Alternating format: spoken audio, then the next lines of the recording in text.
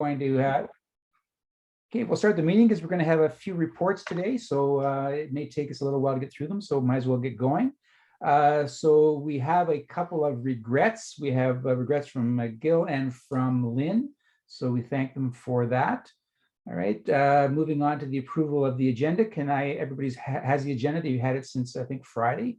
So can I have someone to move to adopt the agenda? Matthew, secondary, will take Howard for that. So thank you very much. All in favor? Super. Okay, next, approval of the minutes for our meeting last month, which was March the 8th. The minutes also were attached with the agenda. As usual, a terrific job by Peter. So can I have a mover and a seconder? Okay, Matthew again. Okay, thank you. Right, and all in favor? Super, thank you.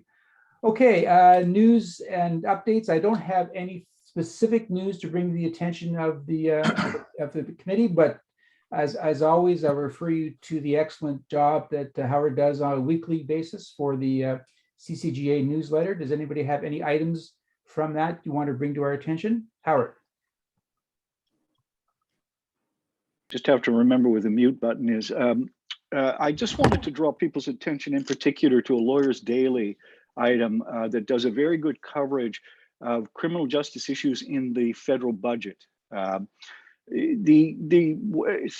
the 27 odd years I was with the Department of Justice, there was a convention that you didn't put criminal justice issues in a federal budget. The budget was too complex, too big. People couldn't focus properly on that. There was also a concern about omnibus bills, but in this particular federal budget, there are a number of things of interest to criminal justice. So I urge you all to take a look at it. There's a promise of money for legal aid, both criminal and immigration. There's a proposed prohibition of dry selling in the context of women. With the concern about hidden contraband in vaginas. There's a proposed new criminal code offense of denying the Holocaust. There are other items, more federally appointed judges, both the Federal Court of Canada, but also the Superior Courts. There's an awful lot in there that's on criminal justice. So take a look at the piece in from the Lawyers Daily in our newsletter of 2 days ago. It's a little bit concerning. They started this with Lavallee. They had the whole deferred prosecution thing for Lavallee snuck in a budget, and no one knew about it until all of the controversy started to arise. But anyway, have a look there. Start with the Lawyers Daily issue, but it's a surprising amount of things that affect our remit, our focus in that federal budget. So. Thanks, Howard. Terrific. Anybody else with any other news or announcements? Okay, guys. All right, let's move to business arising, the updates on the parliamentary committees. I'm going to jump to Sean. At this point, I think Sean sent me a note saying he has to leave early, so he asked if he could report on the legal and constitutional affairs in the Senate. So Sean, the floor is yours. Thanks very much. Can you hear me? Yep. I don't usually use my headphones too much for this. It's got some outside noise here. And end of term, all that crazy stuff going on. But so for the Senate and Constitutional and Legal Affairs, there was 2 meetings that took place since our last meeting. Both did consider Bill S-210, which is an act to restrict young persons' online access to sexually explicit material. The first meeting was on March 30th, and it was in camera, so there's no real detail to share about that, other than the witnesses were of a vulnerable nature, so that's why they were in camera. And on April 6th, they had a meeting where they had 3 witnesses come to speak to the committee. Kevin Westell from the CBA, Criminal Justice Section, Pierre Trudel from the Montreal University's Law School, and Colin McKay, who's head of public policy and government relations from Google. And they all gave feedback on the intentions of the bill, some concerns that they had from their stakeholders, and answered questions from the committee. So Kevin Westell, he shared 3 main concerns. He thought that the age limit of 18 that was set for young persons accessing the scope of the bill, it was arbitrary, and he suggested, or the CBA suggested, that it should be aligned with the age of consent, so at 16 instead. And reason for that is members believe that it was overly broad, didn't really, it would be over applied and it would be tough to enforce. He also took issue with a defense that was in there for material being accessed for the use of arts, education, and science, like other things with sexually explicit material. Members found that to be overbroad and confusing as well. And it could be too subjective. It could be confusing for youth who access this kind of material. So it should be made clear. And CBA also indicated skepticism about the ability to use technology to accurately verify ages of young folks, because as many people know, people can use technology to meet their needs regardless of how it's designed. So he thought that that may carry some criminal implications for people when they may not even know that they're doing something that would be of that nature. So there were several questions posed to him, and basically four focuses, sorry. So about dropping the age to 16, their position on that was based around court decisions that indicated that youth engage in sexual behaviors at a lower age. They're able to at age of 12 and age of consent at 16. So because they can engage in these kinds of acts like in real life, but not being able to view them, that misalignment could create issues. So that's why that was his response to that question when senators asked why to drop it to 16. Couple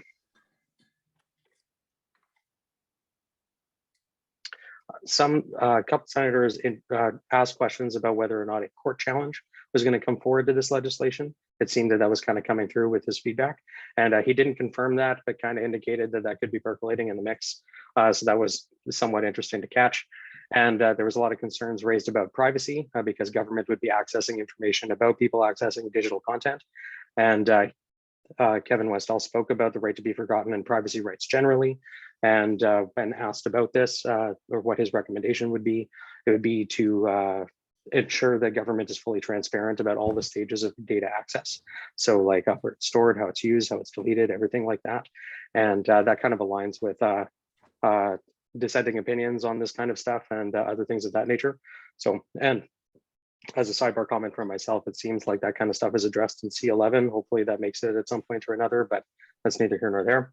And the discussion about legitimate purpose exceptions, he basically suggested that the committee include an amendment to clarify the provision because it can be like its contents are subjective. Somebody thinks that I'm taking pictures and they're artistic, so why am I not captured in that?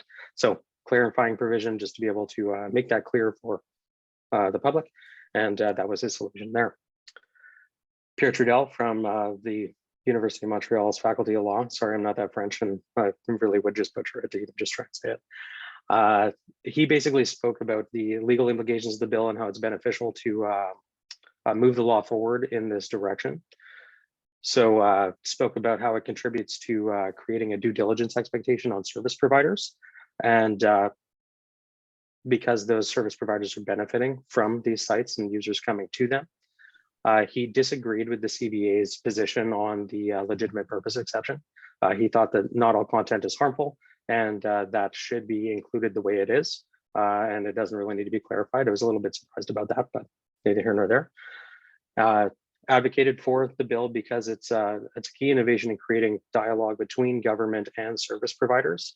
And he didn't really get into this too much, but I thought it was interesting because there's the public policy and government relations fellow, Colin McKay from Google, kind of stuck on that point a little bit, drawing the difference between a service provider versus a digital custodian versus the government in this whole interaction. So Professor Trudel spoke about that and how it's a key innovation to move things forward. He got a limited number of questions this time around, so it was mainly focused on the validity of the law. So a few senators asked about if this law is going to be hard to enforce, why should we move forward with it at all? And he said that as laws get broken all the time, it is important to move the status of the law forward and to create an incentive to take further action as it comes forward, or as we continue to develop. So at the same time, he also noted that a number of enforcement tools exist, like the Privacy Commissioner at the provincial level, at the federal level, and other things of that nature, and kind of hinted to their increased power to enforce, which may happen under C11, but didn't make that explicit with that connection. Do you guys know what Bill C11 is whenever I'm saying that? You can make a quick reference if you want, Sean. Okay, so like Europe has what's called the GDPR, and I'm struggling to remember what that acronym stands for, but they update privacy legislation at the national level. And the idea is to create an arrangement with digital custodians like Google, Facebook, and all the big names that you know, to be able to empower them to share information with government, and then also allow privacy commissioners and other law enforcement agencies to share information, collect that information from service providers, and then do the enforcement that they need to do. It also, when I last touched base with the bill, I think in November, it also creates the world's most punitive punishments for a service provider or for a custodian for breaching privacy right, or, well, not breaching privacy right, but causing an offense under the contents of the act and failing to comply with government. But what's beneficial about it is it aligns the, like, what is the word? Government's relationship with digital custodians with the US and with the EU. So by aligning in that way, then we can end up getting on board with like algorithmic tech, and all of these other things of that nature. So that's basically in a nutshell what C11 is about. And it was, I think it died on the order paper with the last election. And then I think it's coming up again. I think it hasn't even been read in the House at this point, but I think it's on the order paper in some way or form. I just haven't checked up in a little bit. So Cole's notes on that. Any questions about that? Sorry, I know I'm being a bit long-winded here. That's okay. Let's see where I'm at. Okay, yeah, so talked about the validity of the law, still beneficial, and a couple questions about civil law considerations for age, because under the civil system at age of 16, I didn't know this, but apparently you're basically considered a full legal adult, at least in capacity. So because of that, there was questions about whether that was considered, and Professor Trudell did not consider that. So he's going to get back to the committee on that information. And finally, the committee also heard from Colin McKay from Google, and he took a bit of a nuanced approach to his submission to the committee. I thought it was fairly interesting. He took the Facebook approach, which I'll say, if any of you watched how that was handled in the States, but basically talked about their role as a digital custodian, not a service provider. And then when talking about the services that they actually provide, then he spoke about the different tools that they offer to manage age verification and content access, but that's only in the context of the Google ecosystem and not with like the sites that they connect you with. And at that point, if it's one of those sites, then the responsibility falls on them. So in a nutshell, that's basically what he spoke about. So he spoke about safe site and that kind of access control, age verification that they have. Like if you look up a porn site, it'll say like, do you want to turn this on? And if you're underage on your account and you're not connected with an adult, they will have a series of controls that will activate, and then they'll eventually delete your account unless you have somebody to verify what it is that you're doing online. But if you're an adult, those things are optional. And then it's up to you to turn them on. I spoke about how the law creates an obligation to regulate age. So Google is taking that into account, but has limited a capacity to enforce that on the sites that they work with. And also spoke about how even though they collect a lot of revenue from advertising, their policies indicate that they don't collect any advertising revenue from explicit sites. And even though that was the case, senators asked a number of questions about how that affects ranking on the search terms and other things of that nature. And one interesting question that kind of was teased out over some time was whether or not Google would create an incentive structure for sites that are imposing an age verification requirement. And it seemed that Google wanted to resist that, which was interesting.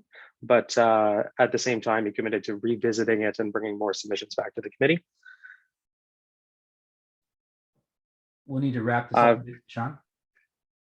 Yeah, that's the end of it. Sorry. Yeah, thank you for listening to all that. It was an interesting run, and I'm interested to see where the legislation goes. Thanks, Sean. That was very comprehensive. I appreciate that. It provides somewhat of a segue to what Peter is going to be saying later in his report. Any comments or questions for Sean on his report? Okay, again, thank you, Sean. Okay, let's go back to at the top for the Commons, Justice and Human Rights. That's Howard. We're going to deal with Bill C5 in the bill section of the agenda. So anything else on the committee, Howard? Yes, there have been 5 meetings since our last PRC, and 3 of those have dealt with Bill C36, which the formal title of that act is the Protection of Communities and Exploited Persons Act. But you will recall that C36 was a Harper era piece of legislation reforming the laws on prostitution. The C36 was a response to the Bedford decision in the Supreme Court of Canada that struck down the then current laws on prostitution because they placed sex trade workers, primarily because they placed sex trade workers in extreme danger. They were unable to protect themselves. The Harper approach, as I've said before, was asymmetrical. It purported to criminalize the purchasers, but not the vendors of sex work. But it, in fact, if you look at the legislation, ties up the ability of a sex trade worker to ploy their trade so badly that one of the concerns raised about C36 is it's not much better, if at all better, than the previous legislation. C36 itself called for a 5-year parliamentary review. That's what the Justice Committee is doing. It started it late, the election, there's a whole bunch of intervening things. The long and short of it is at their meeting, just flipping to my notes, of April the 5th, so recently passed, they agreed to continue in camera to provide drafting instructions for a draft report. So we will see a draft report at some point from them. In total, there were 9 committee meetings, 67 briefs, and 48 witnesses. I want to just touch briefly on the meeting of March 22nd, which is the oldest in the stream of meetings we're looking at. The Canadian Association of Chiefs of Police appeared, as did the CBA. And as we know, these are 2 usual witnesses in these kinds of proceedings, but very powerful in terms of their testimony and their views. The Canadian Police, the Association of Chiefs of Police, highlighted a position that they do not call for any amendments. They're not advocating for any changes, but that the current legislation should be maintained as is. And they focus primarily on missing and murdered, not just Indigenous women and girls, but they really focused on the what's now called trafficking in persons, which is a broad term. The CBA appeared, there were 2 committees or two representatives there, and they didn't exactly agree. The municipal law section asked for a little bit of expansion of the current legislation, particularly as it relates to places where children frequent. So they were concerned about the extent to which the sex trade is ployed. I'm searching for a better word than ploy, but is carried out in locations where children might frequent. But the criminal section, the national criminal section, very strongly advocated for changes to this legislation, as most of the witnesses before the committee have done. And they said a couple of very interesting things, particularly in respect to MMPs, which are in the legislation. And I just want to highlight that because it's relevant to our later discussion of C5. And I'll be very brief here. The CBA said, and I'm going to quote, "Mandatory minimum sentences have consistently been shown to exacerbate the exploitation of vulnerable populations, in particular Black, Indigenous, and racialized populations. Imposing mandatory minimums on those who communicate for the purpose of securing sexual services negates the self-determination of vulnerable and marginalized people over their own bodies, further marginalizing those individuals. This is the opposite of the effect intended by this legislation." So a pretty strong position. We'll have to wait and see what report the standing committee comes up with, and when they come up with a report, I'll make that available to everyone, and we can have a conversation about that. I also wanted to highlight the meeting briefly of March 29, where the committee held one of 6 meetings devoted to the government's obligation to victims of crime. And one of the things they decided to do was to incorporate previous testimony on the Victims' Bill of Rights. In that particular March 29 meeting, there were representatives of Correctional Services of Canada, Justice Canada, Public Safety Canada, Parole Board, all of whom primarily testified to all the wonderful things those departments and agencies are doing with respect to victims. So I don't know if there's a lot of light there more than heat, but the committee also at that meeting agreed to adopt the 9th report entitled The Shadow Pandemic, Stopping Coercive and Controlling Behavior in Intimate Relationships. Originally, that report was adopted in the last session before the election of this parliament, but they've instructed that the report be tabled in the House and that the committee request that the government table a comprehensive response to the report.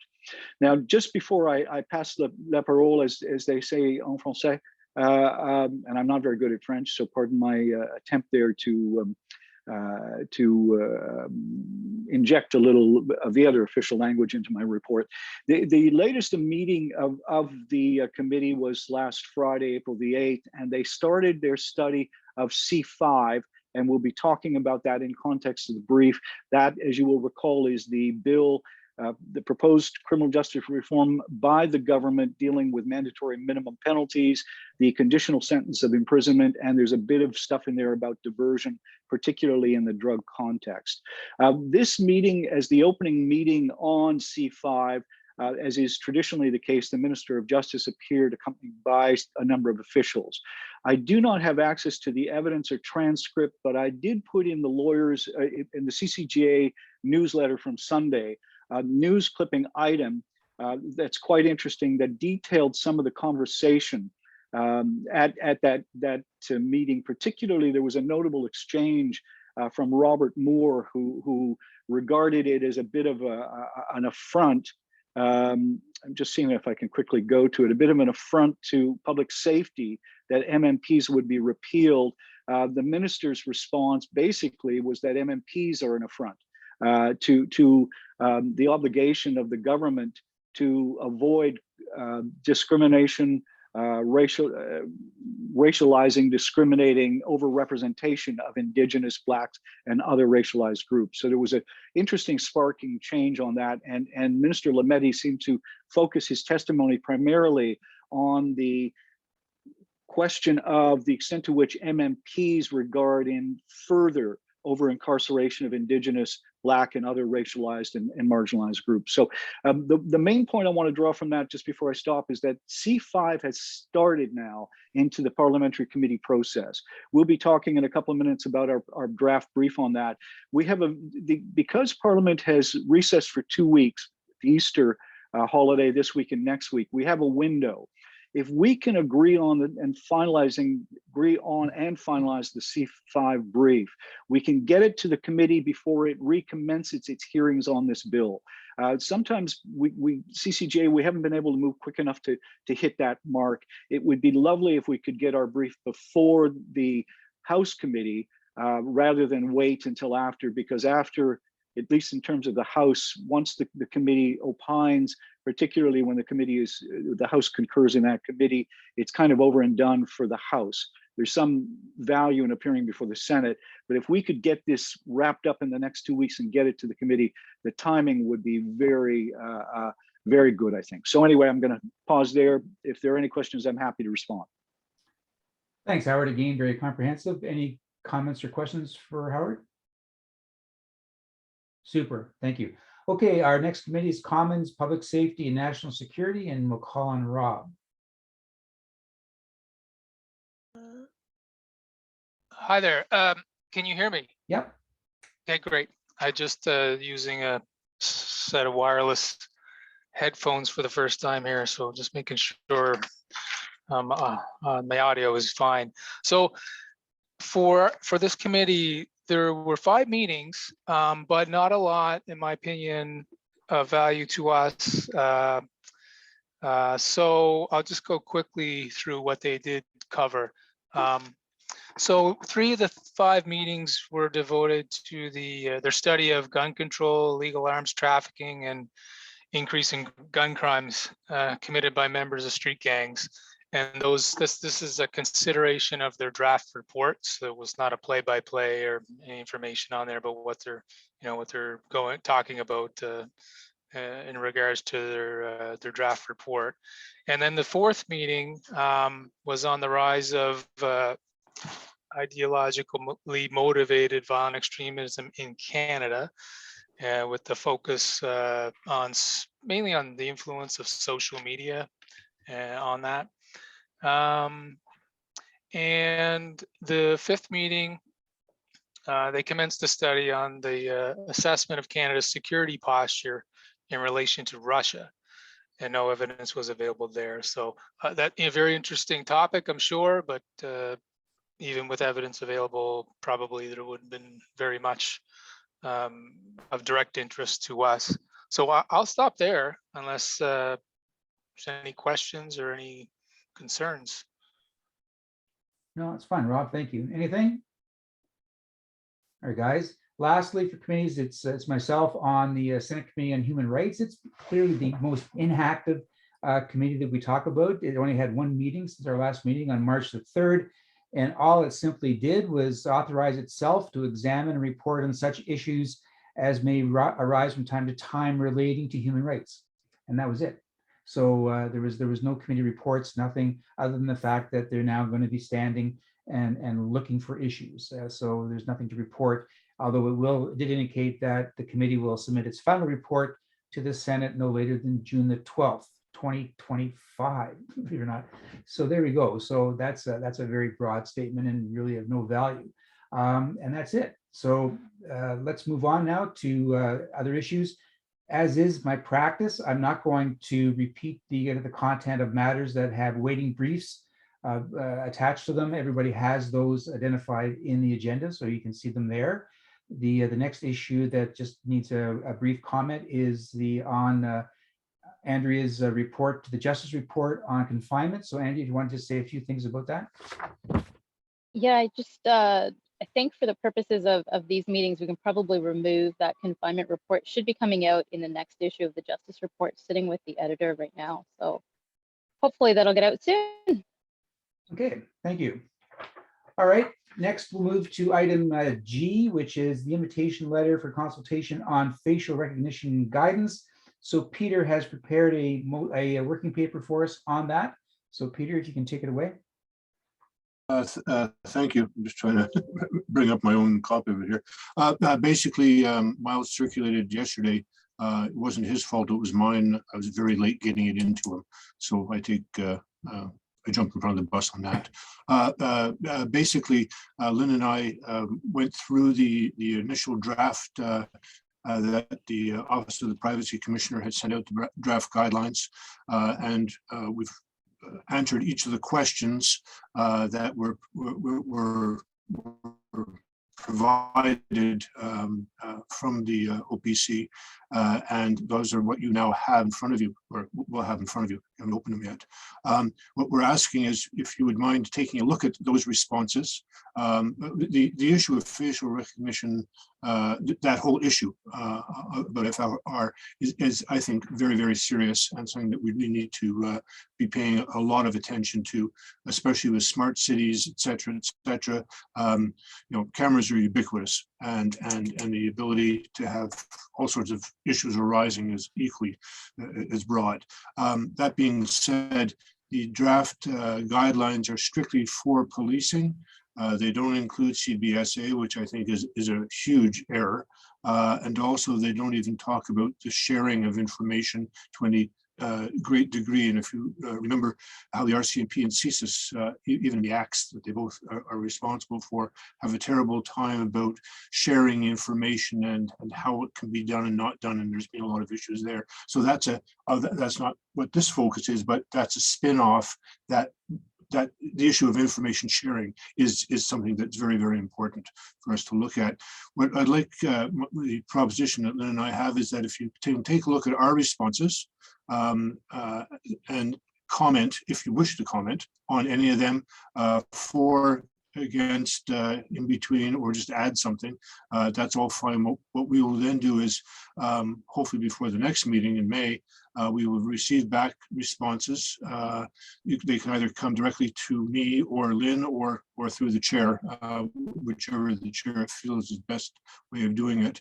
And then we will take those responses, we will massage it and put it back into that document under each of the headings for the questions, the 10 questions, and then put it into something that looks more like a professional brief back to the Office of the Privacy Commissioner, but doing it through the PRC.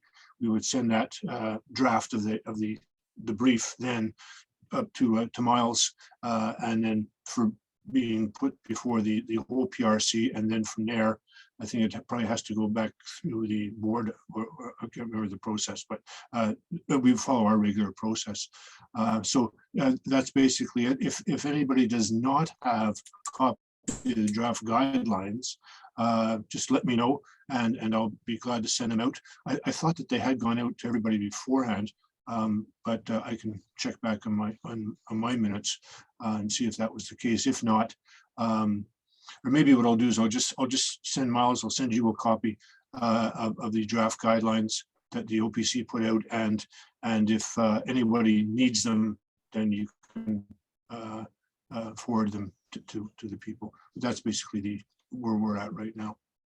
Yeah, thanks, Peter. Okay, I'll send a note to the PRC a bit more broadly, seeking input, comments, and concerns to the recommendations. And I've asked that anybody in this meeting who has any responses, certainly send them to Peter and CC me on them, so I can keep track of them as we go ahead. And Peter's recommendation is a good one, that we'll collect all of those before the next meeting. Peter will put it together for a fuller report for the May meeting. Does that sound like a plan? Good. All right, guys, thank you. Okay, the next item is the invitation to participate in a national consultation on human trafficking. And I have an email from John on this. He couldn't make the meeting. I'll just read you what he basically said. He said that he actually participated in the consultation on behalf of the CCGA. The process involved completing 3 surveys as they related to Canada's compliance with the UN Convention Against Transnational Organized Crime and its protocols. The consultation lasted from November 2021 until March 2022 and involved a total of 37 civil society organizations and individual participants. The authors of the report were Jessica John and Yvonne Dandurand from the ICCLR in Vancouver. The report has just been approved, and John suspects will be made available in due course. Overall, the consultation revealed that the stakeholders, including the CCGA, pursuant to his participation, indicated that Canada continues to improve and refine its strategies around human trafficking and migrant smuggling, but we have yet to ratify the firearms protocol. Yet, and as to be expected, there were a number of areas where Canada could still improve its response protocols and mechanism to combating and addressing human trafficking and migrant smuggling. So if anyone has any further information or wants more feedback, John would be glad to receive it and respond accordingly. Any comments? All right, thank you. Okay, moving on, next item. This is ongoing for the last couple of months. The alternatives to incarceration, the history of the CCGA in that process, and this brings Matthew and Kyle to the floor. Well, Kyle and I are set to go over a draft letter to the Minister of Public Safety, and that letter has yet to be finished. So we don't have a draft letter to circulate to you, but I can tell you it's not going to be more than a 2-pager. Most of you know I wrote the first 75 years history of CCJA, and that particular document that I authored was very clear that we had a decade-long history of being involved in alternatives to incarceration, among other things. So we're going to do that and try to get to you. It's what it really is. It's a supplement to the directions that the minister received from the Prime Minister's office, and to raise an issue as to why in those directions to the Minister of Public Safety, there's literally no mention of alternatives to incarceration, which we think, Kyle and I think, is quite interesting in its absence for corrections in Canada. Kyle, anything to add to that? Thanks for the opportunity to jump in. Nothing to add. Matthew and I have connected, and we will get something together. Thank you. Thanks, Kyle. Thanks, Matthew. Okay, we'll keep this on the agenda and come back to it next month accordingly. The next. Matthew, I assume you still have a copy of this, eh? Okay. I do have a copy of it. Thank you, Irving. And that particular project actually was under Gaston Saint-Jean. And I had a lot of fun with it because I got to go through the CCJA archives, which were much more voluminous than I had anticipated. Really a very fascinating organization. Most of you probably don't know that it started as an anti-capital punishment organization in its early years. But that policy was always maintained throughout its first 75 years. And I think it still is the policy of the board. If I'm correct in that, Irving. Anyway, it's a great project. It's a great piece of work you did. Howard, you want to jump in? Just a quick note, just as you're preparing the draft letter, I wonder if you'd give some consideration to addressing it not just to federal ministers, but also provincial territorial ministers.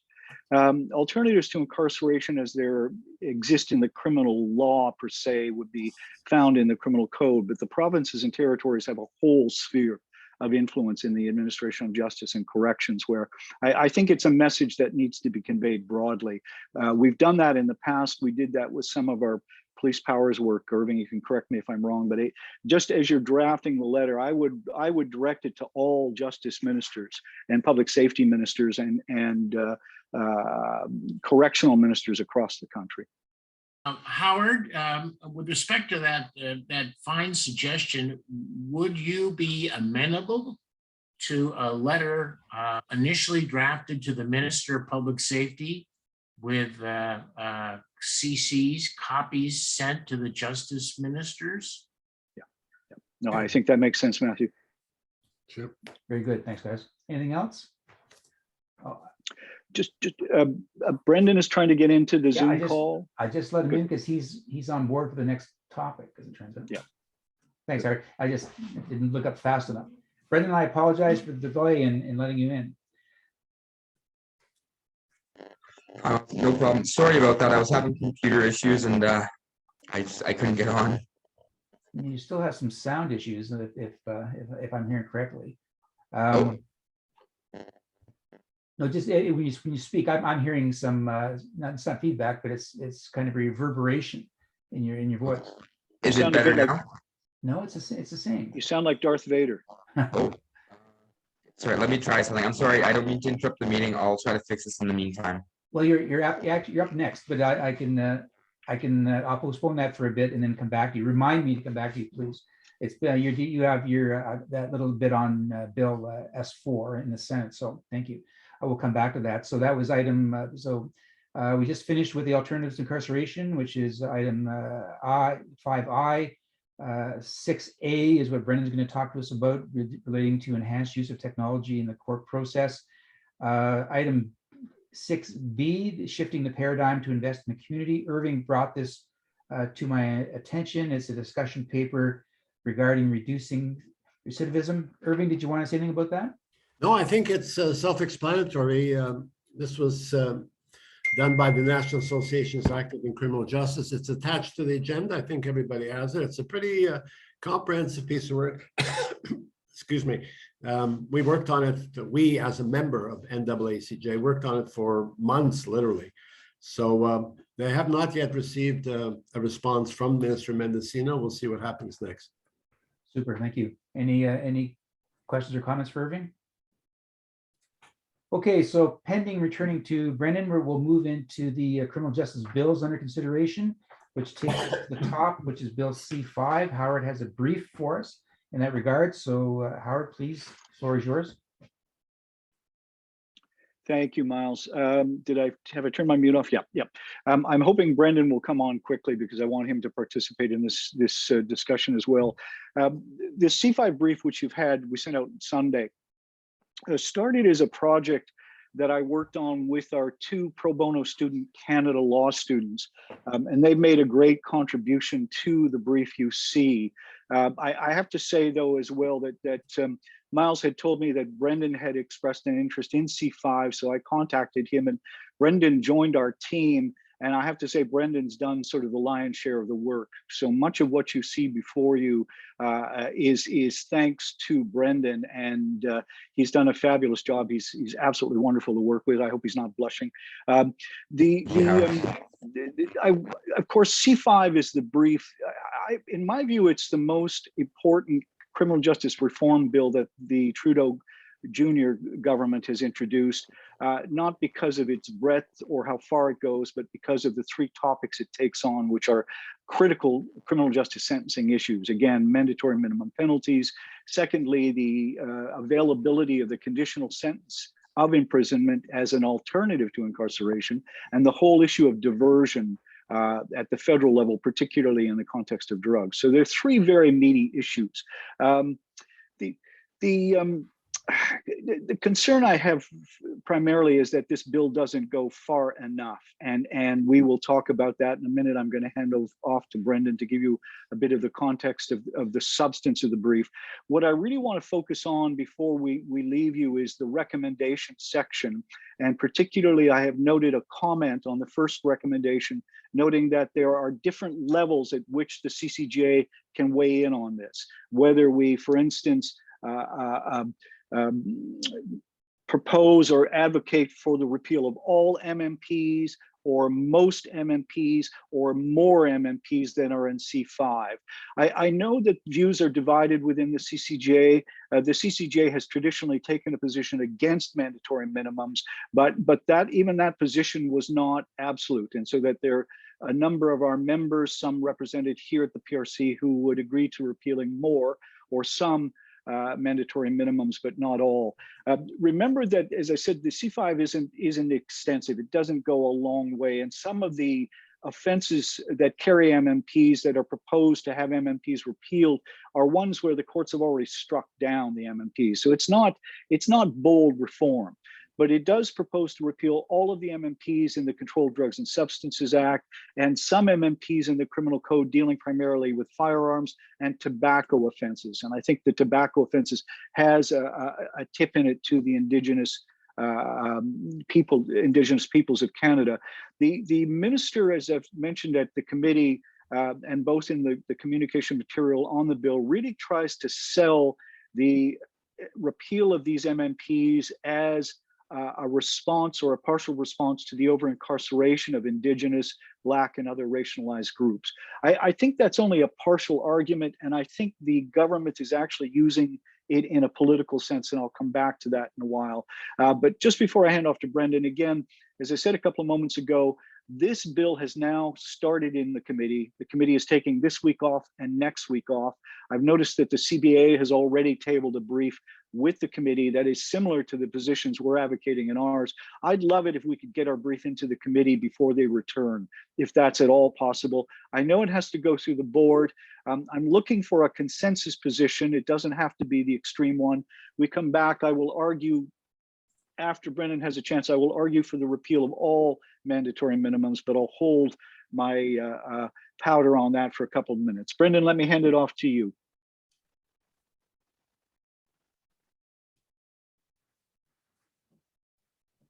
Can't hear you.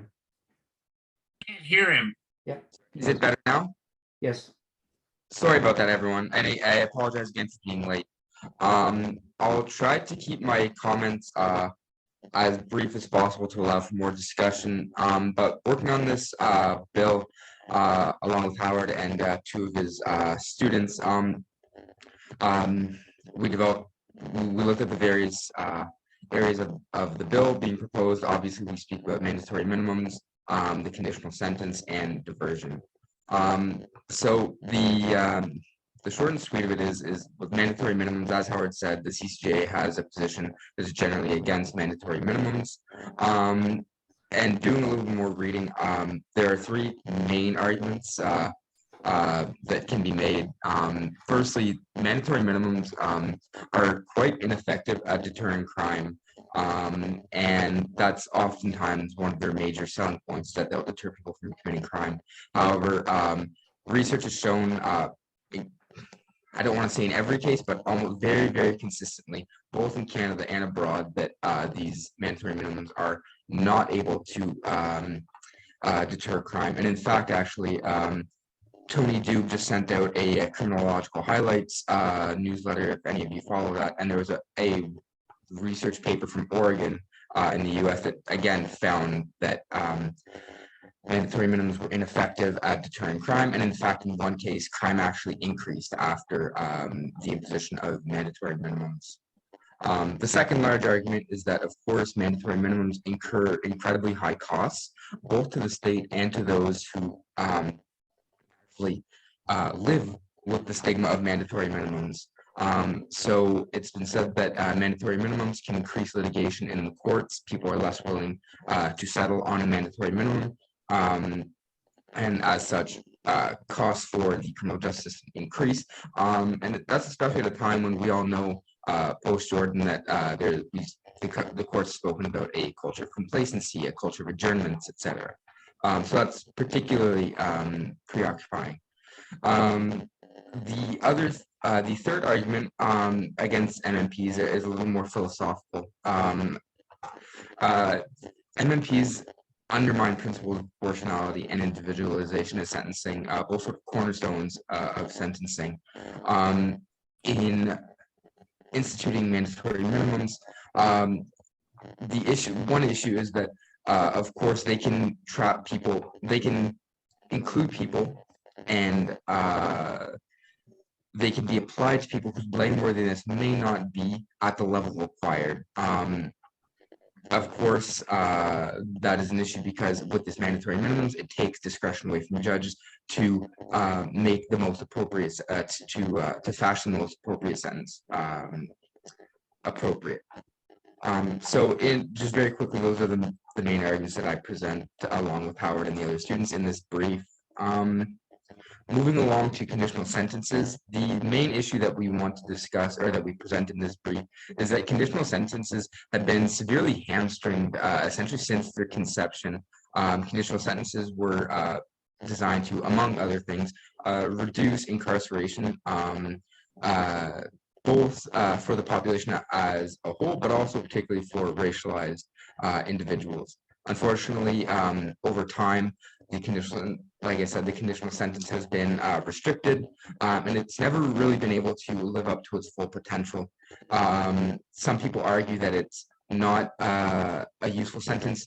Others argue that maybe we just need more information on it. So what this bill is sort of arguing for is to give conditional sentences a chance and to repeal restrictions on its use.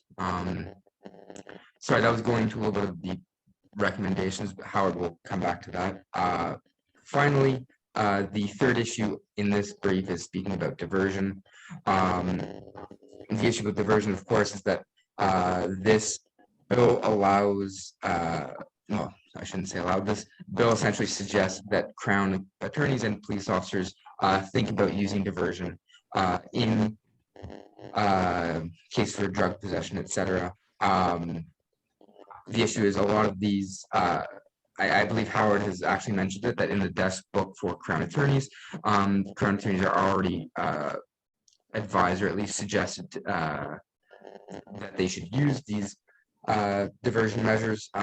Essentially, the bill just speaks about how diversion measures are useful, but we really need to be able to use them, and there needs to be stronger language in regards to the diversion measures. And I suppose I will think that's mostly it for the meat of the policy brief, and I'll hand it back to Howard at this point.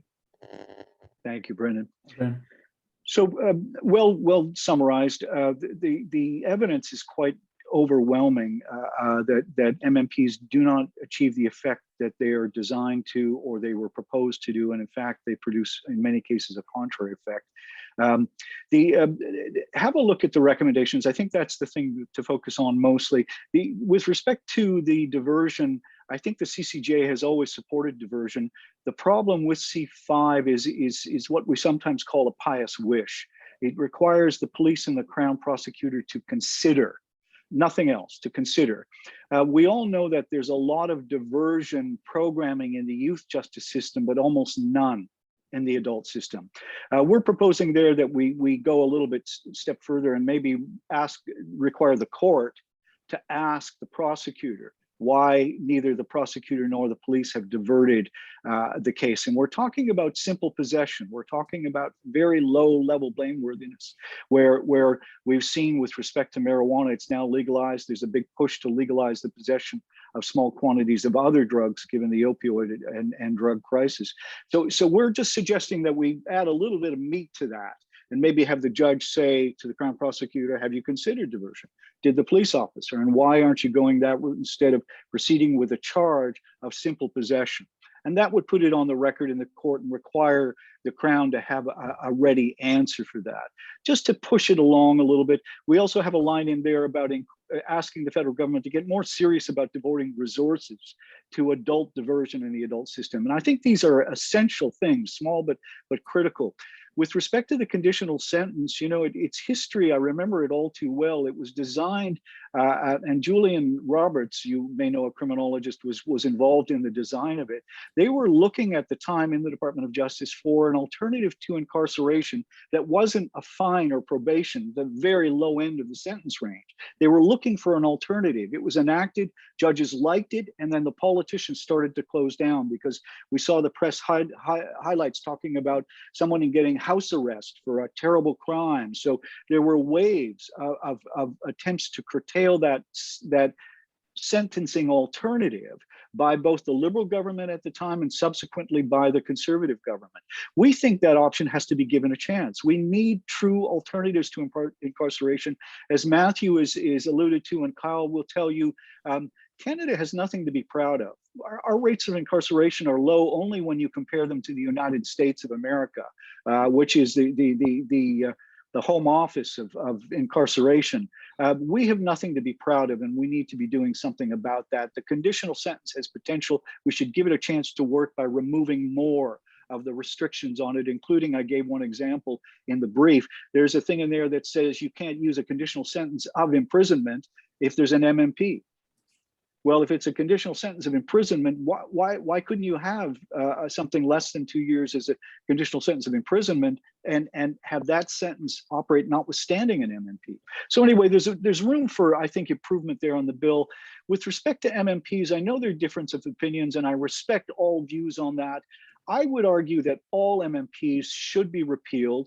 I have great respect for the argument that they produce a very contrary negative effect in terms of over-incarceration of Indigenous, Black, other racialized, and frankly, all marginalized groups, including just the poor.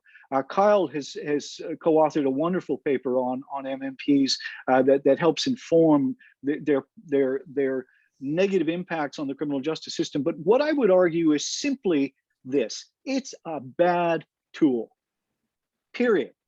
End of story. It's a bad tool for everyone. And the reason why is, if you look at the continuum of blameworthiness from the most to the least, MMPs only operate on the least blameworthy. If you look at any of the appellate decisions that have struck down MMPs, they often will say, well, this sentence was fit, or we'd even increase it a bit. But there are offenses within the definition. There are examples of offenses within the definition that are so low level blameworthiness that the MMP should not be allowed to distort that. So in other words, it's a distorting tool. And what it distorts is the low level blameworthiness offenders. Okay, no one is, I'm not being very articulate, but no one's arguing that there shouldn't be a serious sentence for a serious offender committing a serious offense. But what these MMPs do is they operate at the low level of blameworthiness, and they remove options like the conditional sentence of imprisonment, like probation, like discharges, from the range of options that sentencing judges have. Not at the upper end or the middle end even, because the MMPs don't run that high. They catch the low level blameworthiness people. And we know there are a lot of Indigenous, Black, racialized, marginalized communities in there.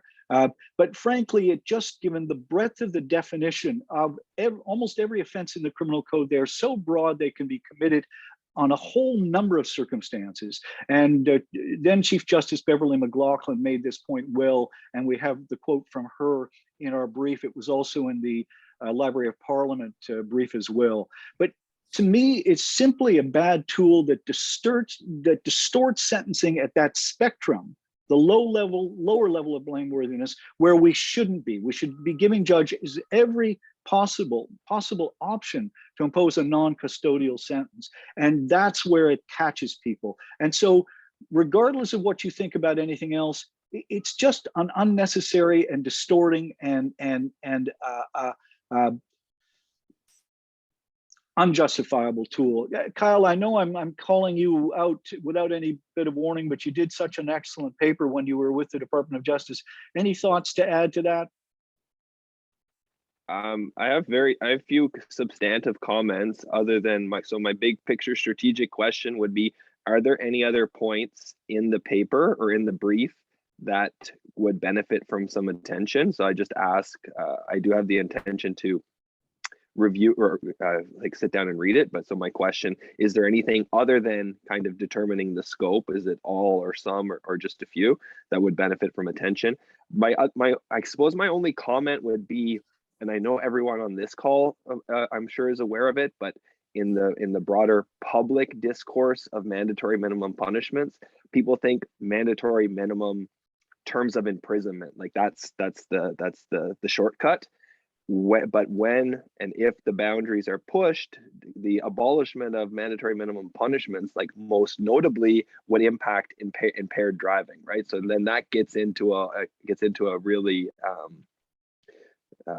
at least politically, in my experience, kind of thorny or interesting space. So my question is there anything that needs attention other than what it applies to, and then just that other bigger picture reflection for the group's consideration? Thanks. Thanks, Kyle. And we're open to comments. Again, we'd love to try and move quickly over the next 2 weeks, and this will have to go to the board. So I encourage you to take a quick look and send comments. Miles, those comments should go to you, and then you'll share them with Brendan and I. Absolutely. I do have a quick Perfect. comment in the recommendations, and this deals with conditional sentences, and I'll say this relatively quickly. So Howard is absolutely correct. Kyle, I'm sure as well.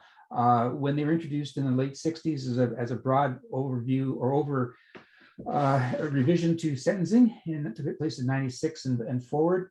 Conditional sentences, clearly over the course of their life were whittled down, both by the Chrétien government and then following that with the Harper regime. The biggest change to conditional sentences in the early teens by Harper was to remove the prospect of a conditional sentence for any crime listed in the code that had a sentencing maxima of 14 years.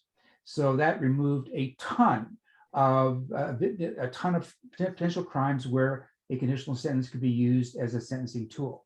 And there was at the time absolutely no justification or substantive reasoning that would support that as a criterion for the removal of a conditional sentence. So instead of the recommendation, item number 2, simply saying that many of the restrictions should be removed, I would suggest that we specifically say, including those that have a maximum sentence of 14 years to be reopened for consideration, because that virtually opens up half of the crimes that had been available for a conditional sentence and then no longer were available as a function of that maximum of 14 years. So I just think that's that's a point that we could highlight, and it would go a long way to reforming the use of conditional sentences and making them broadly available again. That's my only comment. Thanks, Miles. I'm happy to add that as an example. Part of the problem with getting into the little details is people will say, I like this or I don't like this, or even with MMPs for some kinds of offenses, but not others. The general notion in the brief is that we're arguing for its expansion and arguing that the government should consider that. So we can do that without getting down into the specific details. We're just saying the government should go further. The thrust of the brief is that this is good reform in this bill. We really support it. But we want to see it go further. And so we attempt to strike a positive tone about that. Just for a moment, again, back on MMPs, I like Kyle's reference to the impaired driving. You see, when you start looking at specific offenses, whether it be impaired driving or weapons or sexual offenses against children, people say, oh, wait a minute, that's a very serious offense. We've got to have an MMP for that. My response is, yes, it's a serious offense. Yes, judges have the discretion in the criminal code to impose a serious penalty where it's warranted in view of the circumstances of the offense and the offender. What judges don't have is the ability to appropriately sentence people at the very low end of the blameworthiness scale. And again, because the definition of all offenses are so broad, almost all offenses, are so broad that there's such a range of behavior that there's people at the low end that legislators don't think about when they establish an MMP. It's a bad tool. If it's a bad tool for some offenses, it's a bad tool for all offenses. Let's get rid of the distortion and let the judges impose appropriate sentences in appropriate cases. So there's one other wrinkle that I'll mention on the MMPs.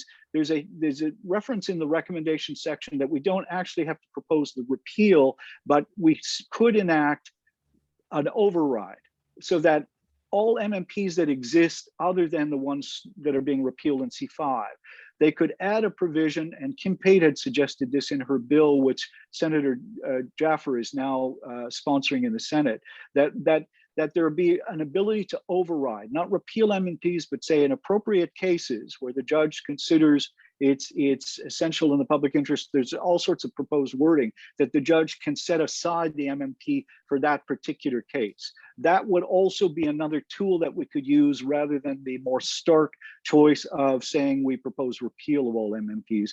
If you can send, recognizing that we're already at 1:05, send any comments you have to Miles. Miles can send them to Brendan and I. We can chew them, and we'll work with Irving. I'd love to if necessary, do some revisions of the brief. Miles, I'll add that 14-year maximum class of offenses that the maximums are so high in the criminal code that catches all sorts of things you'd be surprised about. But I'll mention that as an example. But I'm quite happy to receive comments. Brendan and I can work together. We can amend the brief if people feel appropriate, work with Irving, and then try and get that to the board in a quick turnaround. And I apologize, I don't set that schedule. I was surprised to see the committee pick it up so quickly because they have other work they're in the middle of. But anyway, I've spoken way too much, but that's it, that's all. Brendan, any last minute thoughts before we go off that? No, Howard, I think you covered everything. Thank you. I have a comment or two as a Secretary Emeritus. I concur with Miles on the matter of the conditional sentences. I concur with Brendan about the diversion. One of the hiccups with diversion is that you cannot get a diversion without the consent of the Crown. And I think that's an error. I think that defense counsel and families should be allowed under sentencing statute to put forward a diversionary option, and if necessary, to allow the court to adjudicate whether the court feels that is an appropriate way to go, so that the Crown doesn't have a veto.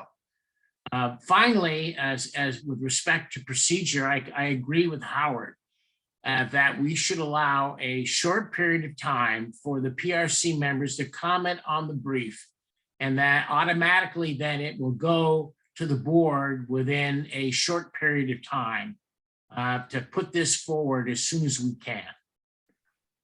Thanks, Matthew. I agree. We need to pick a date, I would think realistically, where we can have the comments to Howard and Brendan. So Howard, if you want to suggest a date, then we can try to live by that. I'm just trying to look at a calendar. I know this is the Easter weekend, so let's say if people could send comments to you by Thursday. I think, Brendan, I know I'm speaking for you. I know you have holiday plans to come home and stuff, but maybe you and I can spend a bit of time on the weekend and put it back together, get Irving's input, and then find some way for Irving and Miles to send it off to the board to give them a week next week. That's fine with me. Does that make sense? Yeah, that's great. Thanks, guys. Really informative. I really appreciate that. Okay, let's now that the clock's working against us, let's move backwards to Brendan's issue. This is new business item 6A. This was a request from Senator Kerrigan dealing with Bill S4 on the enhanced use of technology. And Brendan volunteered to deal with this. So if you want to give us an update, Brendan. Sure. Again, knowing it's about 10 after now, I'll try to be as quick as possible. But anyway, so as you all know, I believe Bill S4, it's a bill to amend the criminal code and the Identification of Criminals Act. Essentially, the bill attempts to expand the use of audiovisual technologies in the courtroom, allowing other people, essentially codifying what's already been happening throughout the pandemic, more or less. And anyway, so as Miles mentioned, Senator Kerrigan was in contact with us. I met with I don't know if it was an assistant or a secretary, and we had a discussion about some of the, actually some of my thesis research is specifically on this, what I term perhaps a little clumsily, but virtual justice. So we ended up speaking about my research and concerns about this bill. More or less, the senator had a speech that he delivered to the Senate on the 31st of March. He espoused a position that I believe would be more or less the CCJ's position, that a lot of these issues that virtual justice can be helpful in certain circumstances, but we need to be careful about how, when, and why we use those technologies. The senator raised issues of course, not everyone has access to these technologies. And so essentially that's kind of our general position, generally favorable, but we need to make sure that in practice these can work and that people are not left behind if and when we transition to a more virtual model.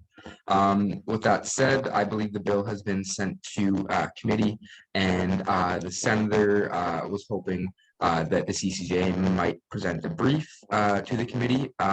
It originated in the Senate, so we still have time before it gets to the House of Commons even.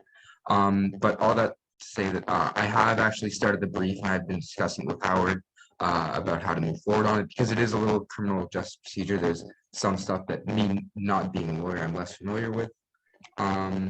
So that's basically the news on that front. And if anyone has any questions, I'd be happy to discuss it further. Thanks, Brendan. Okay, we'll keep this on the agenda, and next time we'll review the progress on a brief. So thank you very much, and I'm certain that the senator appreciates your involvement, because otherwise we wouldn't have one. So thank you very much. All right, guys. Okay, so let's see where we are. Let's go back to the bills again. I'm not going to dwell on ones where there's no change. I just indicated in the Commons, Bill C9, no change. Private members, Bill C202, 216, 229, 233, no change. Oh, and 257, no change, and 230, 250, and 261 have all and 260 have all moved to second reading, and 261, which is has had its first reading on March 28th of this year. So really nothing of substance other than those processes are taking place. And that's it. So does anybody have any questions about any of those bills? I realize I flew through them, but there isn't anything of real change. Any other comments or questions for the group as a whole? Wonderful, thank you. All right, then I'll move that we adjourn at 1:12. Our next meeting is, I believe, May 12th, is it? I may be wrong. Apologize. May 10th. 10th. May 10th. All right, guys, thank you very much. Miles, Appreciate your attendance. Miles, one second. Oh, sure. Miles, yeah, just quickly, for Thursday, this Thursday for the comments or the following Thursday? I believe it's this Thursday, the This 14th. Thursday. Okay, Right. just wanted to check. Thank you. Super, thank you. All right, guys, thank you very much. This will be on YouTube for the balance of the week. If anyone wants to review anything that we went through, and we'll take it from there. Bye, everybody. Thank you, everyone.